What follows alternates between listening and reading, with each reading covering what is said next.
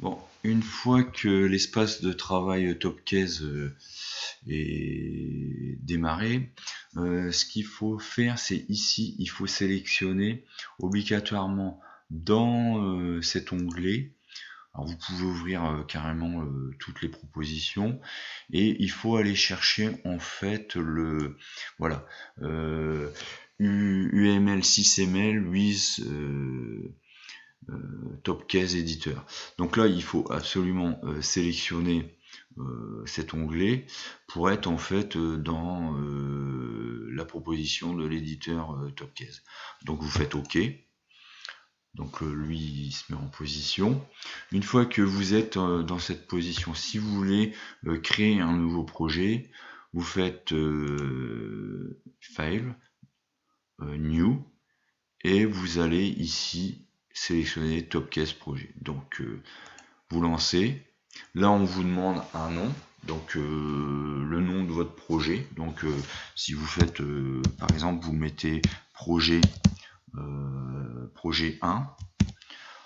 Bon, après, il faut savoir qu'avec Topcase, toutes les écritures qui sont ici, bon là, je vois que j'ai écrit vélo avec un accent.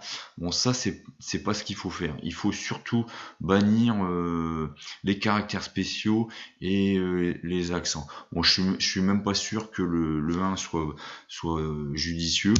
Je crois qu'il vaut mieux mettre que du caractère. Donc là, je vais mettre juste projet, je mets fini. Et donc, il va créer un nouveau projet avec son arborescence. Bon, je viens ouvrir cet onglet et sur le modèle, je fais un clic droit. Donc, le clic droit me propose nouveau, alors avec tout un tas de propositions. Et là, en fait, je viens choisir 6ML modèle with Topcase. Donc, il faut sélectionner ce modèle-là. Donc une fois que j'ai entré ceci, je peux mettre ici le nom, alors toujours sans accent, etc.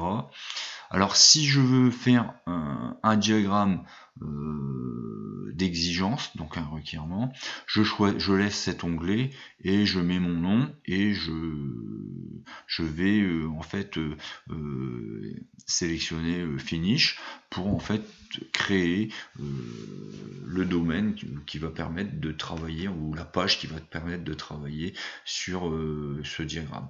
Bon là je vais en prendre un autre. Je vais prendre par exemple un cas d'utilisation. Donc le cas d'utilisation, il est ici, Use Case Diagram. Je sélectionne, donc je vais faire un cas d'utilisation. Et pour être clair, je vais mettre cas d'utilisation. Alors c'est pareil, pas d'apostrophe, hein, d'utilisation. Donc je tape la dénomination ici dans le nom et je fais Finish. Donc là, le logiciel va créer